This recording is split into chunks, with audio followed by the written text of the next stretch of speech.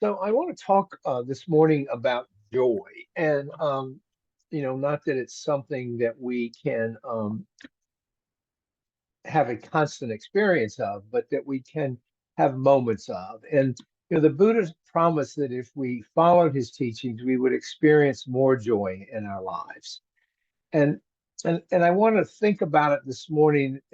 Think about cultivating joy as an antidote to all the negativity in our world, in our media, in our culture.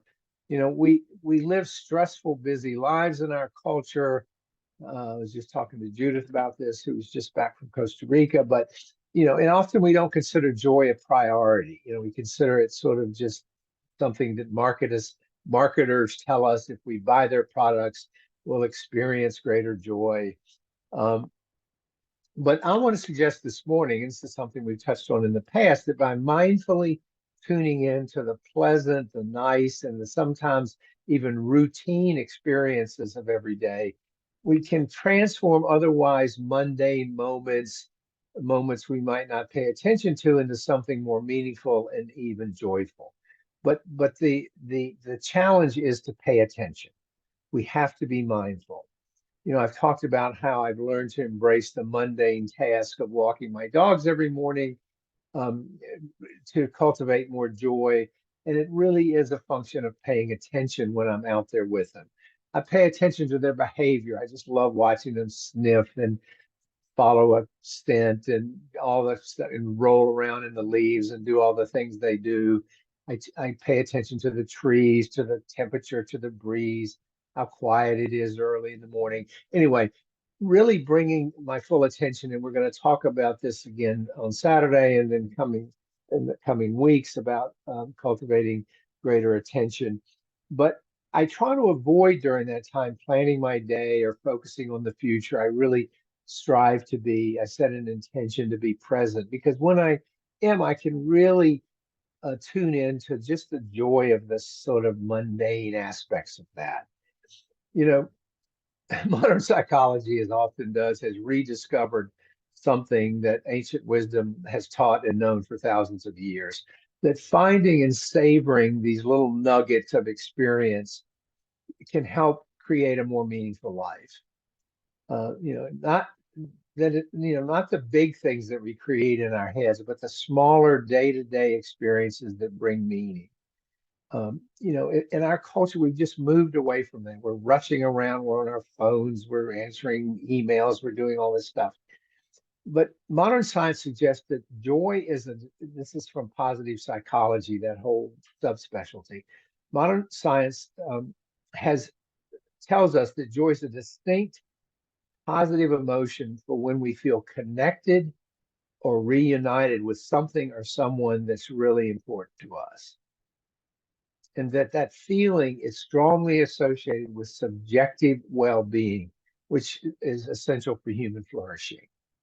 Not the big flashy events, like a party or a concert or, a graduation that bring us joy, but the smaller experiences of joy in everyday life, that they matter and that they are actually right there for the taking if we just don't overlook them. And I love this teaching because it really shifts our whole perspective from, all the chaos and confusion we live with, to really slowing down, paying attention, you know, being fully present with these little nuggets that I like to call them, and not focusing on worrying about them ending or going away. We don't have to acknowledge the impermanence of these moments, because if we do that, of course they're impermanent, but we ruin them by focusing on the fact that they're going to end. We take ourselves out of the moment into worrying about, oh, this is going to be over soon. I've talked about this. So what this can really do is that, research indicates that there are three primary sources of living a more meaningful life. In other words, feeling that our lives make sense. This is something that this Dharma path can help us establish. Having a purpose that we care about, our, which includes our path and other value-driven efforts. Okay. In other words, making sure that our lives matter. When asked by researchers to recount their most meaningful experiences that occurred in the past week, people often said it wasn't about the grand overarching goals or achievements, but it was something simpler and more mundane that came out of these studies, such as having an enjoyable conversation with a friend or a loved one, or being surrounded by nature, taking a nature bath, a forest bath that the Japanese talk about. And both of those activities that came out of that survey require present moment awareness to be fully realized. It's not about creating meaning in our head, but detecting and finding the meaning that's already there. It's by tuning into what's already there. But it's also, and this is really important, about connection. Sharing our joy with others, sharing those moments with others, foster stronger bonds with those that we care about and are close to. We do that here in Sangha. We do that when we're together. But we have to set the stage for it by creating a receptive stance. We have to be open to the joy that is around us. We have to seek it out. We have to say, where is it? That's that practice I do in the morning when I walk the dogs. I have to open to it. I have to remind myself about it. Because if I don't, I'll get lost in, let's see, what do I have to do later today? And I have to go there and I have to do this and return this email. It completely knocks it out. Cultivating gratitude is another way of cultivating joy.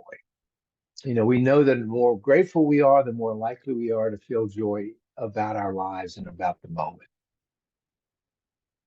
The more predisposed we are to joy. In other words, joy and gratitude feed on each other. They're really complementary, but we have to stay present. We have to be present with our gratitude. We have to be present with tuning into those little moments that bring us joy. Focusing on something ending that we are enjoying is a sure joy killer.